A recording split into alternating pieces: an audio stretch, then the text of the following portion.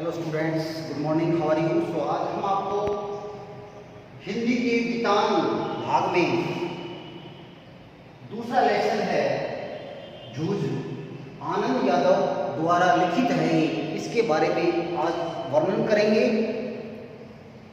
कि ये किस प्रकार से है। तो जूझ जो है ये एक मराठी के प्रसिद्ध उपन्यासकार है। मराठी के प्रसिद्ध उपन्यास या के प्रसिद्ध कथानक, प्रसिद्ध जो कथाकार है, प्रसिद्ध कथाकार आनंद यादव है।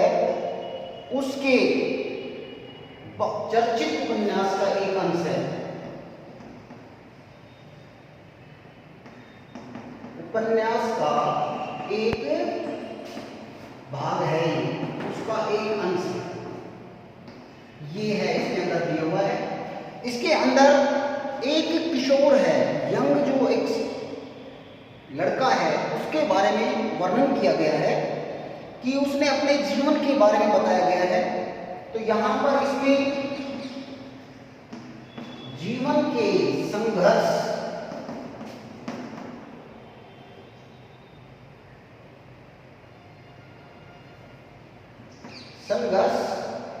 के बारे में वर्णन किया गया है, बारे में इसका वर्णन किया गया है। इसके बारे में वर्णन किया गया कि संघर्ष के वर्णन में क्या है कि एक किशोर होता है, यानी कि लेखक यहाँ पर जो है छोटी उम्र का होता है और 4 साल की कक्षा पढ़ने के बाद, यानी कि चौथी कक्षा पास करने के बाद उसके जो पेरेंट्स हैं वो उनकी जो है पढ़ाई को छुड़वा देते हैं। तो उनका जो उसके पिता हैं वह उनके दादाजी,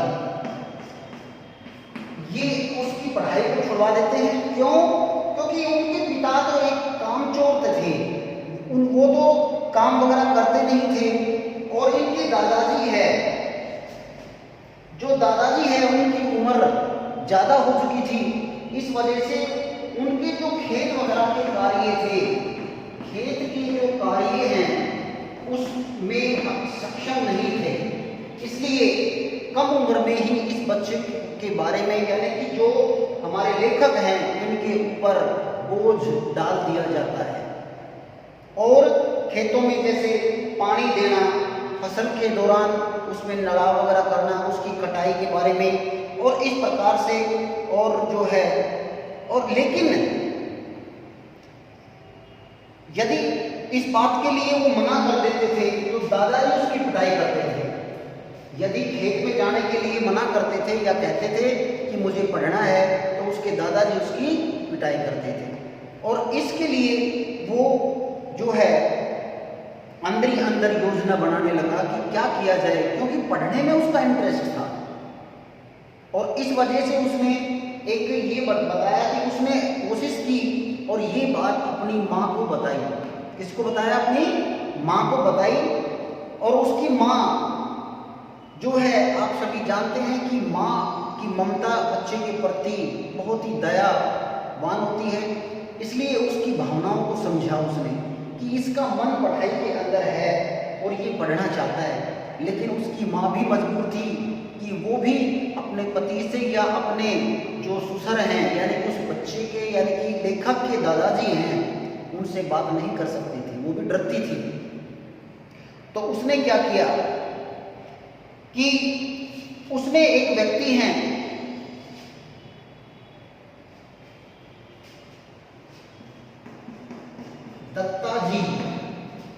दत्ताजी राव देसाई, ये एक व्यक्ति हैं गांव में। उसने और उस बच्चे ने, दोनों ने मिलकर वो उनके पास जाते हैं और अपनी समस्या का समाधान करते हैं। जैसे मान लीजिए हम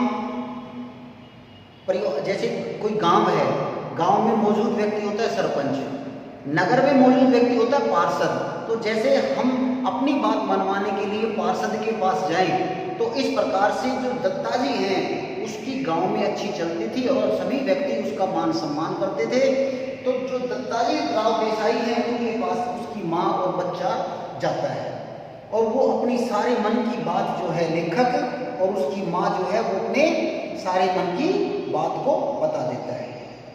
और इस बात को सुनकर कि जो दत्ता जी हैं उनका मन जो है एकदम गुस्से में बढ़ जाता है, उसका रुख जो है एकदम उसके अनुकूल हो जाता है कि एक बच्चा पढ़ने का मन कर रहा है और उसके दादाजी काम की वजह से उसको पढ़ने के लिए नहीं कह रहे।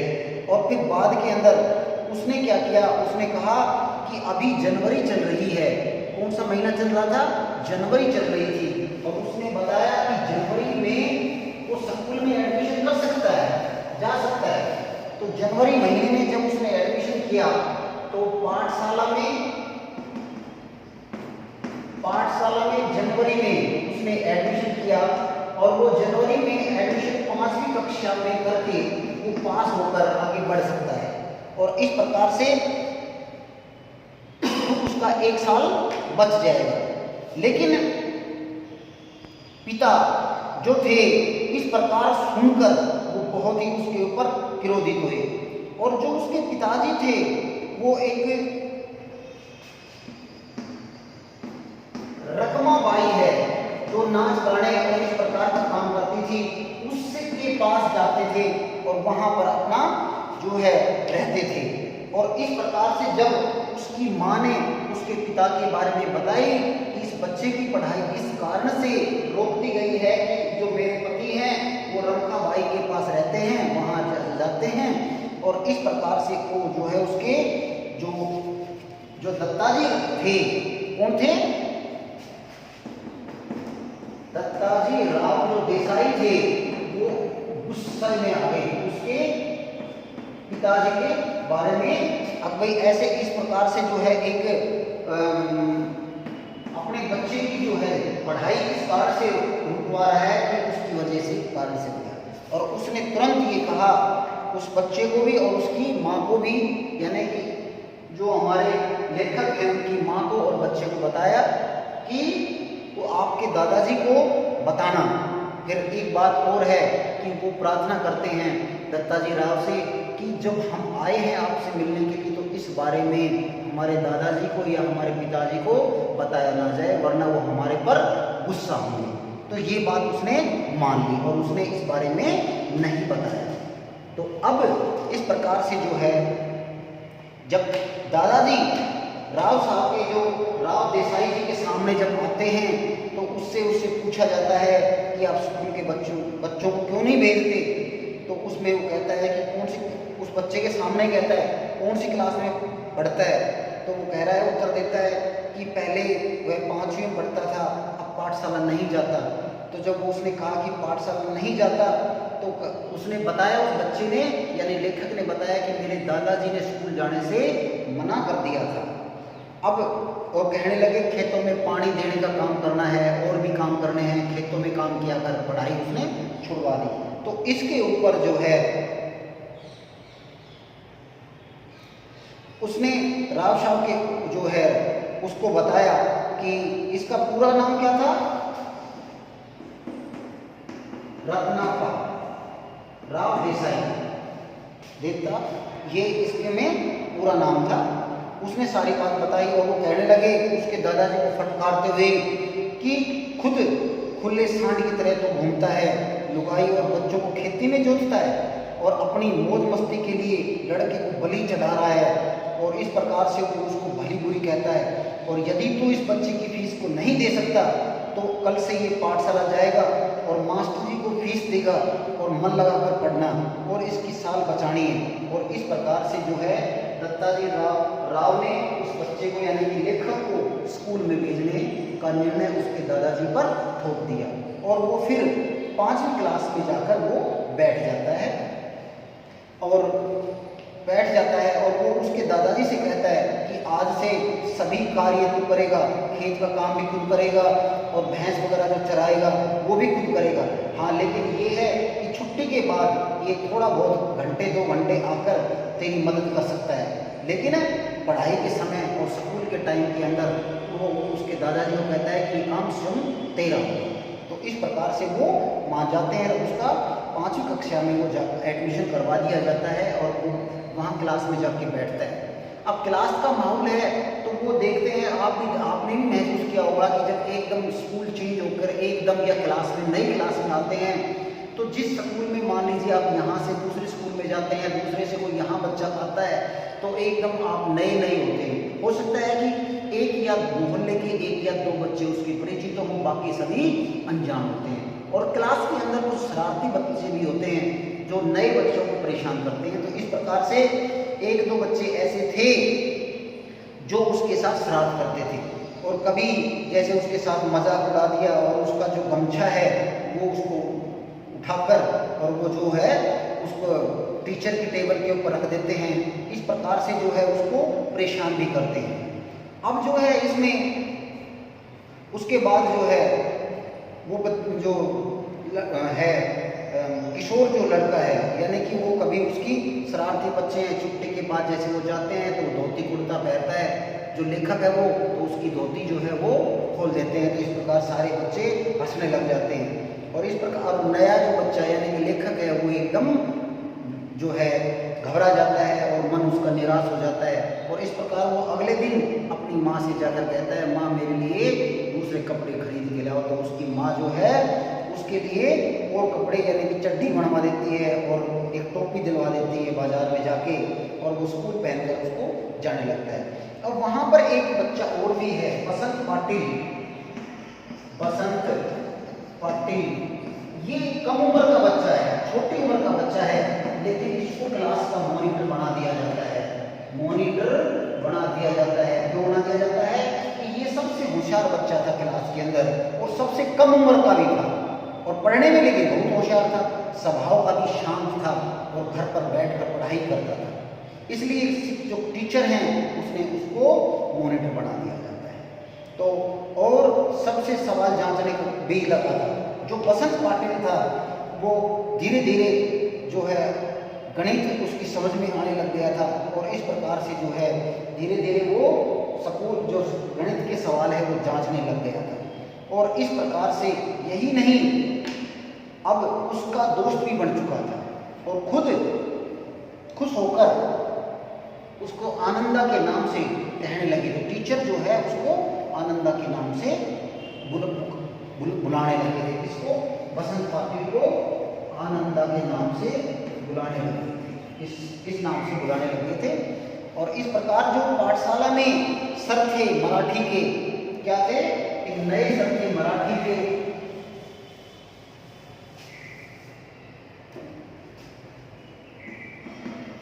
जो पाठशाला है उसमें एक सर हैं जिनका नाम है और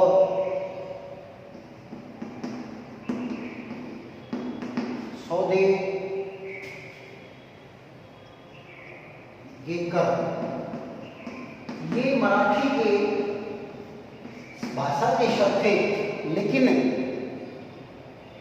इसको अंग्रेजी और मराठी दोनों की कविताएं बहुत अच्छी आती थी। अंग्रेजी और मराठी अध्यापक तो मराठी के अध्यापक थे, लेकिन मराठी व अंग्रेजी भाषा की कविता, जो भाषा की कविता है इसके बारे में उनको जो है अच्छी तरह से आते थे। और वो इस प्रकार से जो है कविता में किस प्रकार से छंद, अलंकार, लय और इनका प्रयोग किया जाता है, धीरे धीरे ये जो है उसके अंदर बातें होने लगी। और इस प्रकार से जो लेखक था, जो हमारे किशोर यानी कि जो आनंद यादव थे, वो इनसे प्रेरित हुए, इस सर से प्रेरित हुए और वो इस प्रकार की जो है अपनी कविताओं पर ध्यान देने लगे। कविताओं का पाठ करते थे। कभी कभी वे स्वयं भी अपनी कविता लिखते थे और धीरे धीरे वो कक्षा में सुनाते थे, यानी कि जो टीचर थे वो स्वयं कविता लिखते थे और क्लास में सुनाते थे। और इस बात से वो जो है लेखक जो है उससे प्रेरणा मिलने लगी। और जब वो पानी में, खेत में पानी वगैरह लगाते थे या ढोर, जब, यानी कि ढोर किसको बोलते हैं, पशुओं को, पशुओं को जब चराते थे तो उस समय वो उस मास्टर जी के हाव भाव और यति गति और उनके कारण से जो कविता का गान करते थे उसके अकॉर्डिंग उसको धीरे धीरे धीरे धीरे वो उसे समझने लगे और वो अपनी कविताएं धीरे धीरे बोलने लगे। कौन? लेखक। तो इस प्रकार से जो है उसको ये प्रेरित हो। और पाठशाला के एक समारोह में कविता पाठ का एक उन्होंने अवसर मिला। जब वो 6ठी 7वीं में बालकों के सामने कविता गाने लगे तो किशोर जो है लेखक ने 6ठी 7वीं के सामने गाने लगे, यानी कि जब हमारे टीचर थे उन्होंने उसको जो हमारे लेखक हैं उनको 6ठी 7वीं में जब हुए तो वो कहने लगे कि कविता का गान किया और एक समारोह में उसने कविता पाठ को अवसर मिल गया। और फिर जो स्वयं कविता गाने लगे और वो धीरे धीरे उस कविता का काव्य संग्रह रखे हुए थे और धीरे धीरे फिर वो उससे नज़दीक होते गए, यानी कि लेखक जो है वो टीचर के नज़दीक होता गया और धीरे धीरे उससे वो सारी चीज़ें समझने लगे। मास्टर जी के घर के दरवाजे पर लगी मालती की लता और उसकी पर कविता लिखती। तो इस प्रकार से जो हमारे कवि यानी कि आनंद यादव जी थे उस समय, तो उनके बारे में तो बताया जा रहा है। किशोर कौन थे? हमारे आनंद यादव जी थे। वो उनके घर के बाहर बैठे थे, किसके? अध्यापक के घर के बाहर बैठे थे और उनको देखकर वो वहाँ एक जो है बेल थी और उस बेल जो लता है उसके बारे में उन्होंने कविता लिख दी। और इस प्रकार से धीरे धीरे छोटी कविताएं वो लिखने, कभी भैंस चराते समय, कभी खेत में पानी देते समय और कभी इस प्रकार से जो है छोटी कविता लिखते और फिर वो मास्टर जी को दिखाते थे। और इस काम के लिए आसपास के कागज़ या पेन जो है वो हमेशा अपनी जेब में रखने लगे कि कभी कोई चीज़ याद आ जाए तो उसको लिख लें। और इस प्रकार धीरे धीरे जो है वो पहुंच जाते। मास्टर जी भी उसकी कविता लिखने की प्रेरणा देने लगे और उनको जो गलतियां थी उनके बारे में उनको सुधारने लगे। छंद में गलतियां थी या लय में गलतियां या अलंकार में कोई गलतियां होती तो वो उसको बताने लगे। और इस प्रकार से वो धीरे धीरे जो किशोर युवक है वो पढ़ने के लिए पुस्तक भी जो है देने लगे, यानी कि वो युवक से, यानी कि जो मास्टर जी थे वो अपनी जो किताब जो बुक्स थी वो उनको देने लगे कि इस प्रकार से आपको इसको पढ़ना है, इस प्रकार से ये करना है। और धीरे धीरे मास्टर जी और किशोर लेखक आपस में नज़दीक बड़े होते गए और वो मराठी भाषा में भी इस कारण से सुधार होता चला गया। और बाद के अंदर लेखक को शब्द के महत्व का पता चला और छंद अलंकार और आदि ये सब उसके बारे में बताने लगे। तो इस प्रकार से एक आम जो बच्चा है वो पढ़ाई में अपना इंटरेस्ट देता है और अपने जीवन के संघर्ष को इस प्रकार से वो फेस करके और एक अच्छा लेखक बन जाता है। इस कविता के अंदर यही एक बताया गया है। कुछ एक इसमें कठिन शब्द भी हैं, जैसे मन तड़फना, तो उसका मतलब है व्याकुल होना। एक यहाँ नाम और आया है कंडे। कंडे, ये कंडे जो है वो गोबर के उपले होते हैं, गोबर के उपले, जो हम गोबर के उपले बनाते हैं उनको कहते हैं कंडे। तो इस प्रकार से कुछ एक इसमें अलग अलग खिल्ली उड़ाना, मजाक उड़ाना और मैल खाऊं, यानी कि मैल दिखाई न देता हो, ये इस प्रकार से जांच माने परीक्षण करना। और तुकबंदी, छंद से बंधी हुई कविता। तुकबंदी क्या होती है? छंद से बंधी हुई कविता। इस प्रकार से इसके बारे में ये सभी बताया गया है और मुझे उम्मीद है कि आप सभी को ये समझ में भी आ गया होगा। और अब इसकी जो सार है वो आपको नेक्स्ट उसमें आपको भेज दिया जाएगा। तब तक आप इन सभी के बारे में जो जानकारी है वो आप अच्छी तरह से एक बार रिमाइंड करेंगे। आप सभी के पास बुक्स है, उस बुक्स के लेसन को पढ़ेंगे और उसके छोटे छोटे जो क्वेश्चन है, शॉर्ट क्वेश्चन है, उसके अंडरलाइन लगाइए और क्वेश्चनों को फाइंड आउट करेंगे। Thank you, have a nice day, bye.